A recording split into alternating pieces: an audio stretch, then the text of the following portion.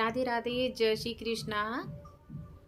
मैंने एक वीडियो अपने इंस्टाग्राम पे बनाई थी उन लड़कियों के लिए जो लड़कियां अपने माँ बाप को छोड़ के चली जाती हैं। तो उसमें मैंने कहा था मैं यूट्यूब पर एक वीडियो शेयर करूँगी, बड़ी वीडियो। तो उसी के बारे में थोड़ा सा आप सबके साथ में बच्चियों के बारे में बताने आई हूँ, समझाने आई हूँ। क्या हुआ था, अब तक मैं क्यों नहीं शेयर कर रही थी। आप सब जने सोच रहे होंगे कि मैं मतलब इतने दिनों से क्या कर रही थी, तब क्यों नहीं मैंने शेयर की।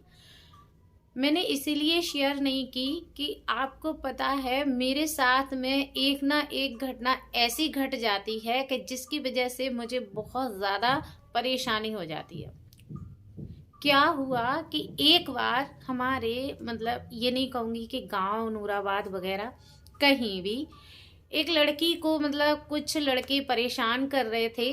तो मैंने उस लड़की के बचाव में उन लड़कों की साइड मतलब उन लड़कों को गाली वगैरह दे दी थी। गाली क्या, मैं मतलब पत्थर उठा करके उन लड़कों को मारने के लिए तैयार हो गई थी।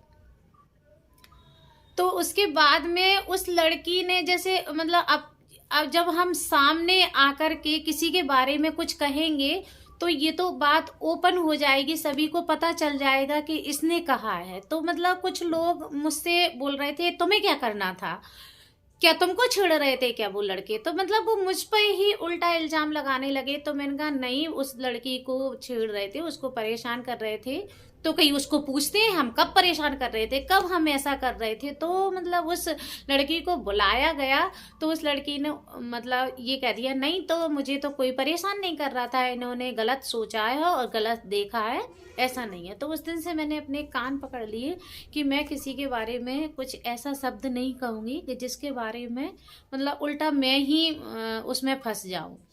तो इस वजह से मैं इन शब्दों से बहुत दूर हो गई। लेकिन फिर उसके बाद में जब उस दिन 25 तारीख को हम ग्वालियर गए थे, तो ग्वालियर में मतलब बस से गए थे। तो बस में बहुत ज़्यादा भीड़ थी, हमारा जाने का कोई प्लान नहीं था, लेकिन हम अकस्मात एकदम से चले गए, कुछ काम था बिटिया रानी की वजह से।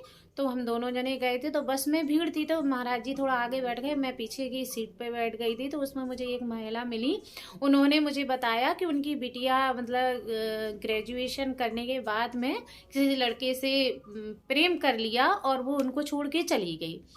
तो वहाँ पर क्या था, मुझे थोड़ा मतलब अजीब लगा। मैंने पता नहीं ये क्या मेरा मूड ख़राब कर रही हैं। और फिर उसके बाद में वो मतलब ग्वालियर आ गया तो हम लोग उतर गए नीचे। फिर ग्वालियर में कवि सम्मेलन हो रहा था बाड़ी पर। उस दिन अटल बिहारी वाजपेयी जी का जन्मदिन था। तो हम लोग उसको मतलब वो देखने के लिए गए, वहाँ से निकले तो महाराज जी ने कहा आज अटल बिहारी वाजपेयी जी का जन्मदिन है। तो मैंने कहा थोड़ी देर बैठ जाते हैं, देख लेते हैं। मुझे ऐसी चीज़ें बहुत अच्छी लगती हैं, मुझे अच्छा लगता है। तो महाराज जी ने मुझे वहाँ बैठा दिया। तो मैंने वो वीडियो आप सबके साथ में शेयर की थी। अब जब हम जो काम था वो पूरा काम करके और वापस लौट रहे थे, तो वापस लौटते समय मुझे उस महिला की बात याद आ गई। मैंने कि देखो वो कितनी दुखी हो रही थी, कितना रो रही थी। तो इस वजह से थोड़ा मन में ख्याल आ गया, तो मैंने इंस्टाग्राम पर आप सबके लिए वीडियो शेयर कर दी। तो जब मैंने वीडियो शेयर की तो मतलब मुझे मैंने वीडियो तो शेयर की थी, लेकिन मैंने अपने अंदर दिल को और दिमाग को कंट्रोल करके वीडियो शेयर की थी।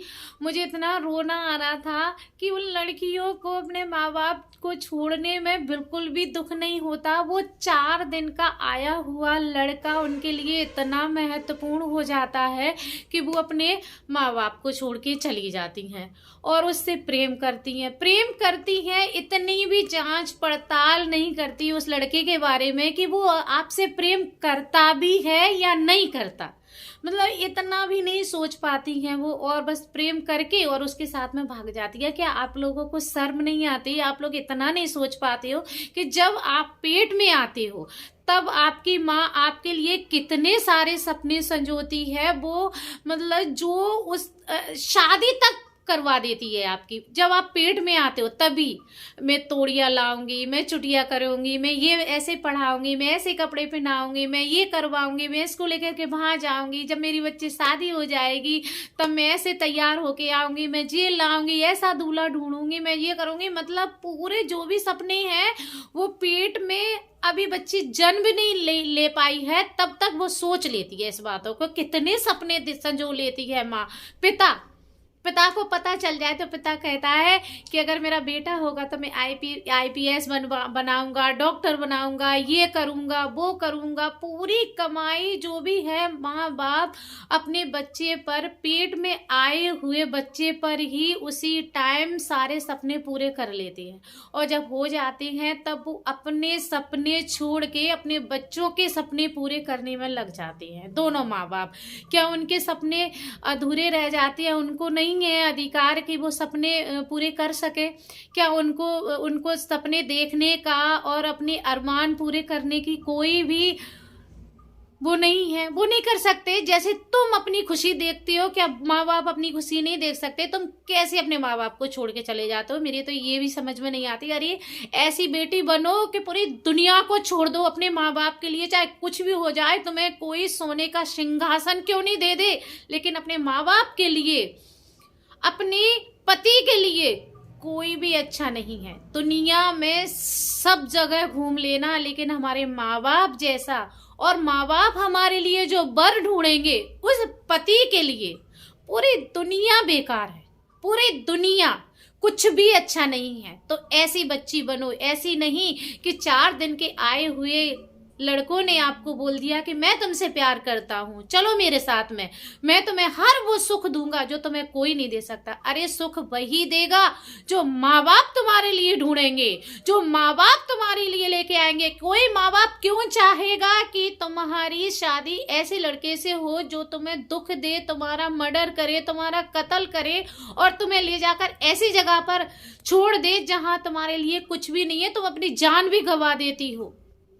चलो कोई बात नहीं है, ऐसा लड़का शायद आपको मिल जाए जो आपसे बहुत प्रेम करता हो, आप चाहती हो, मतलब वो अच्छा भी हो, लेकिन फिर भी माँ बाप की इजाजत के बिना, आशीर्वाद के बिना शादी नहीं करनी चाहिए। पूरी कोशिश करो कि माँ बाप को मनाओ, माँ बाप की इजाजत मांगो, उनके आशीर्वाद से ये शादी फलाफूद होती है, वरना ये शादी बर्बाद हो जाती है। कहीं ना कहीं कैसे भी करके वहाँ 1% तलाक लेने की नौबत आ ही जाती है। लव मैरिज मैंने जहां देखी है वहां सक्सेस तब होती है जब इसमें बड़ों की रजामंदी होती है, उनका आशीर्वाद होता है, जब बड़े बीच में पड़ जाते हैं। क्योंकि अगर हम अपनी तरफ से अपने लिए लड़का ढूंढेंगे तो हम अपने माँ बाप पर दबाव नहीं बना पाएंगे, और जब हमारे माँ बाप हमारे लिए लड़का ढूंढेंगे तो हम अपने माँ बाप पर दबाव दे सकती है कि आपने ऐसा लड़का ढूंढा है हमारे लिए, वो हमें सुखी नहीं रख रहा है।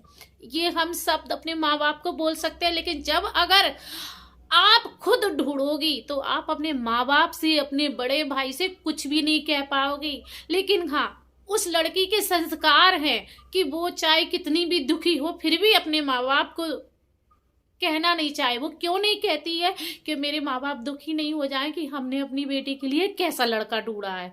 लेकिन आप लोग अपने माँ बाप को जब छोड़ के चले जाते हो, उस माँ पर क्या बीतती है, वो कैसे दुनिया के आगे अपनी सूरत दिखा करके, कलेजे पर पत्थर रख करके खड़ी होती है। जब आप रातों रात अपने माँ बाप को छोड़ के चले जाते हो, उनकी कितनी बेइज्जती होती है, समाज में वो खड़े होने लायक नहीं रहते हैं, उनकी इतनी बेइज्जती हो जाए, लेकिन फिर भी वो अपने कलेजे पर पत्थर रख के समाज से बात करते हैं, उनमें रहते हैं। आपको शर्म आनी चाहिए। मेरी तरफ से आप चलो भर पानी में डूब के मर जाओ। ऐसी लड़कियों को तो मैं अपने बगल में बैठने भी ना दूं, मुझे बहुत घृणा होती है ऐसे लोगों से।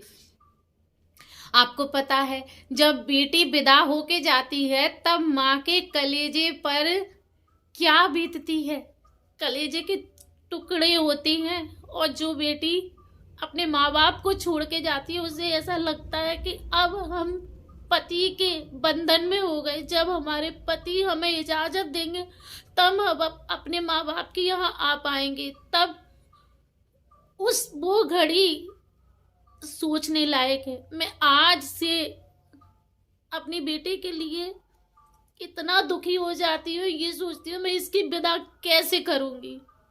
और जब मैं टीवी वगैरह मोबाइल में किसी लड़की की विदा देखती हूँ ना, तो मुझे अपने मम्मी पापा की याद आ जाती है। तो आप लोग कैसे छोड़ देते हो, समझ में नहीं आती है। कैसे बच्चे हो कि आप 4 दिन के आए हुए लड़के के लिए या लड़की के लिए अपने माँ बाप को त्याग जाते हो। ऐसा मत किया करो। देखो, माँ बाप की जगह कोई भी नहीं ले सकता, कोई भी, मतलब दुनिया का कोई भी व्यक्ति माँ बाप की जगह नहीं ले सकता। और शादी के बाद में जो माँ बाप हमारे लिए वर चुनते हैं ना, वो वर साक्षात भगवान का स्वरूप होता है। वो वर अपने आप, माँ बाप क्यों चाहेंगे कि आपको ऐसा वर मिले कि वो आपको मारे पिटाई करे या आपको सुख में नहीं रखे। लेकिन आजकल के तो हर लड़के ऐसे हैं कि अपनी पत्नी को सबसे ज़्यादा सुख में देखना चाहते हैं। वैसे पूरे ससुराल में ऐसे होते हैं, सास ससुर भी ऐसे होते हैं। आज के ज़माने में कोई भी ऐसा नहीं है कि अपनी बहू को दुखी करे।